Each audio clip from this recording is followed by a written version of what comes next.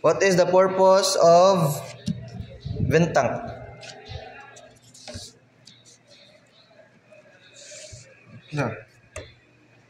Kisah manjar. Vent tank kisah manjar. Kaya ballpen ba? Umda ko ballpen eh. Dala. Ako na lang, sir. Lindo. Ang purpose sabi. Grupo sama? Group 3. Sir. Pwede na magbisaya, sir? Ano pilido? Marapentes. Pwede na magbisaya, sir? Yeah. Ang purpose sa ventang, sir, is ang oil na to ngari is kung Ano sa oil? ang maybe fuel oil or ang diesel oil. No, fuel oil na lang para. Fuel oil. Ang fuel oil na to, sir, kung ang pwede pa magamit is kung ang pressure niya is kanang okay pa mo largo siya ngari sa ventang nya ang oil siya nga gikan ngari i-mix niya ngari para ang pressure nga ang atong coaching. ang atong temperature sa atong fuel is kanang balik ra siya ngari sir. So ang purpose ni is to mix ang temperature sa fuel oil ngari ug sa diri sir. Pila man i-mix man na lahi din ang temperature. This kanang konser ba para kanang ma-preheat na siya ngari kay init naman ni ngari ang kuan nga fuel oil. So ang oil ngari kay di pa man kayo init, so Pila man temperature dire? so butang nato sir mga temperature nato dire is mga 95 nya ngari kay nakuha naman siya sa nahit naman ang atong fuel ngari, so nya agi pa siya sa cylinder, so mas init na ang fuel ngari sir. Okay. Next. Lube oil.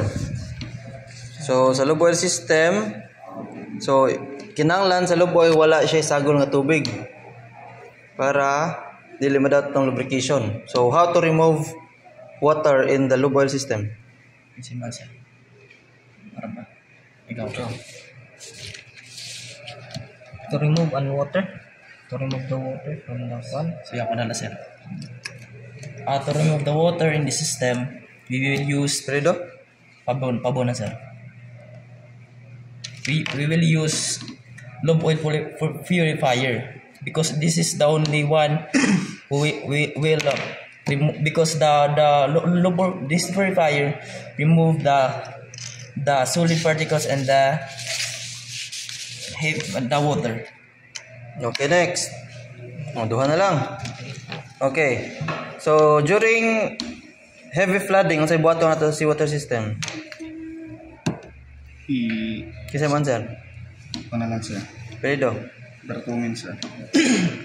So, pag nagkaroon ng emergency flooding, sir, we will use this direct emergency suction, sir, to remove the flood, to avoid it affecting the system, sir.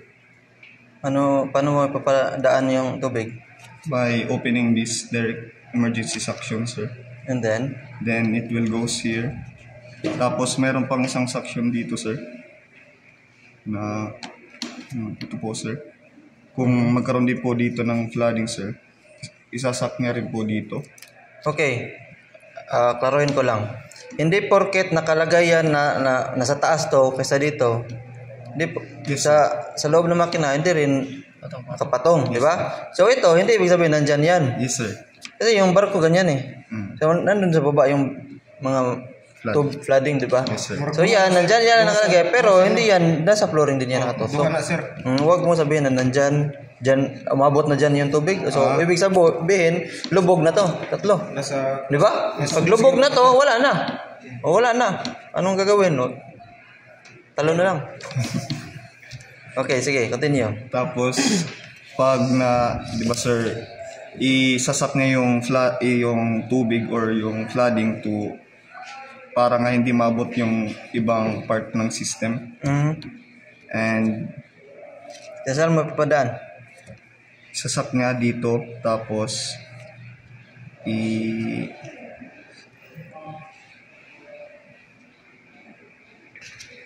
Sak niya dyan, tapos saan punta? To the moon? wait, sir.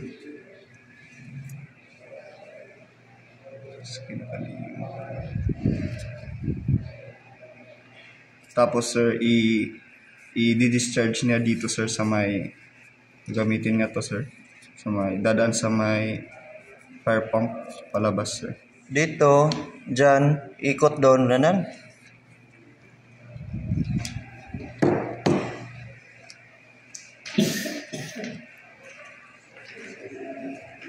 Okay, pwede nang sabihin. O, sige, yung isa, padaanin mo dyan. Yes, sir. Saan yung pwede mo padaanin dyan? Yung ano Dalawa yung sinabi mo eh. Saan dyan? Yung papadaanin mo dito. sir, yung ito sir. Yan. Padaanin mo dyan. Yes. Yung isa, ano mo padaanin? Pwede din dito sir, yung dalawang to sir, pwede rin ano dito. Yung dalawa, sabay na. Pwede din po sir. So, Para kung, overboard sir. so kung yan lang isang bomba ginamit mo sa dalawa, yung discharge mo baka kulangin sa lakas ng flooding mo. Baka may ibang option ka pa pwedeng gawin.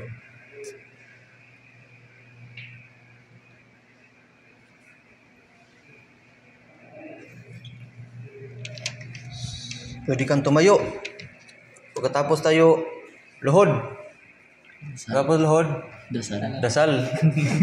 No.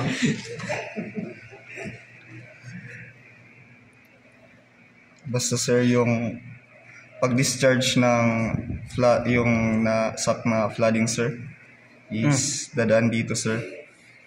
Tapos discharge overboard. So yun lang yung gawin, bubuksan, padaanan mo dyan, okay na. And